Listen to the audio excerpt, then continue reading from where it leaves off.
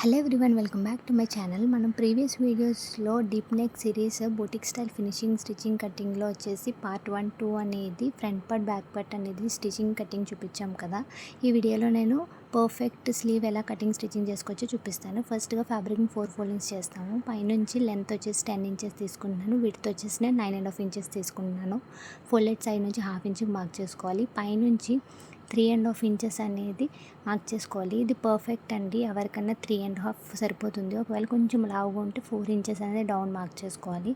So అక్కడ ఒక line అనేది మార్క్ చేస్తున్నాను.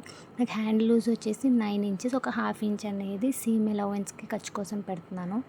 అండ్ 10 ఇంచెస్ పెట్టాను కదా, సో 5 ఇంచెస్కి ఒక లూజ్, మనం 8 ఇంచెస్కి ఒక లూజ్, 11 ఇంచెస్కి ఒక లూజ్ అనేది మార్క్ చేసుకొని ఇలా లైన్ అనేది డ్రా చేసుకోవాలి.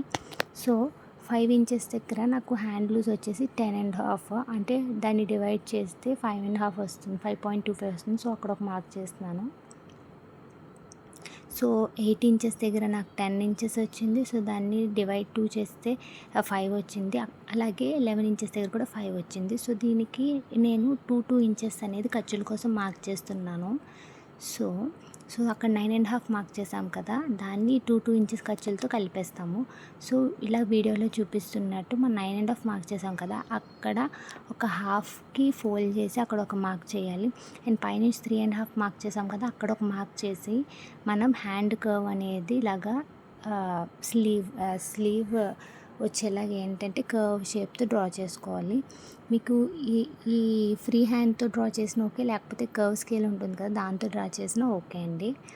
సో ఇప్పుడు ఇలా అయితే మార్క్ చేసుకున్నాం కదా, సో మార్క్ చేసుకున్న తర్వాత కట్ చేసేసుకోవాలి. కట్ చేసుకున్న తర్వాత మెయిన్ పార్ట్ ఫ్యాబ్రిక్ ఉంటుంది కదా, అది యాజ్ ఇట్ ఈస్ తీసేసుకొని దానిపైన లైనింగ్ ఫ్యాబ్రిక్ అనేది ప్లేస్ చేసుకొని 1/2 ఇంచ్ పాదం ఎంతైతే ఉందో మనం స్టిచ్చింగ్కి చేసుకోవడానికి ఆ పాదం అంతా ఖర్చుతోటి ఏంటంటే నేను ఇలా ఎడ్జ్ అనేది స్టిచ్ చేస్తున్నాను.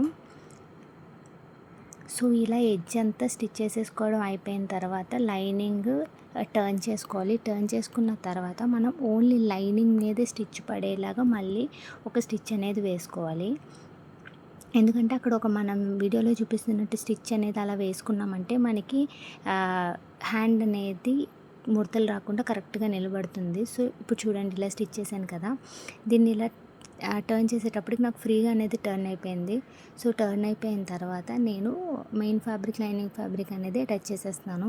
ఇలాగే ఇంకో హ్యాండ్కి కూడా మనం స్టిచ్ చేసేసుకొని పక్కన పెట్టుకోవాలి.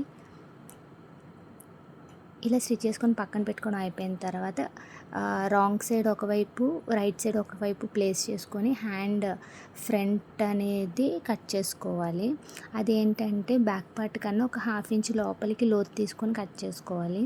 అంతేనండి. కట్ చేసుకున్న తర్వాత మనం షోల్డర్స్ అటాచ్మెంట్ కూడా ప్రీవియస్ వీడియోలో చూపించాం కదా, ఆ షోల్డర్స్కి హ్యాండ్స్ అనేవి అటాచ్ చేసేసుకోవడమే. సో నెక్స్ట్ వీడియోలో నేను ఏంటంటే సైడ్ స్లిట్స్, సైడ్ సీమ్ తోటి ఎలాగా స్టిచెస్ వేసుకోవచ్చు అనేది పర్ఫెక్ట్గా చూపిస్తాను. సో మీకు ఈ వీడియో నచ్చినట్టయితే please do like, share, subscribe. And అలాగే కింద కామెంట్ చేయండి ఏమైనా డౌట్స్ ఉంటే. Thanks for watching.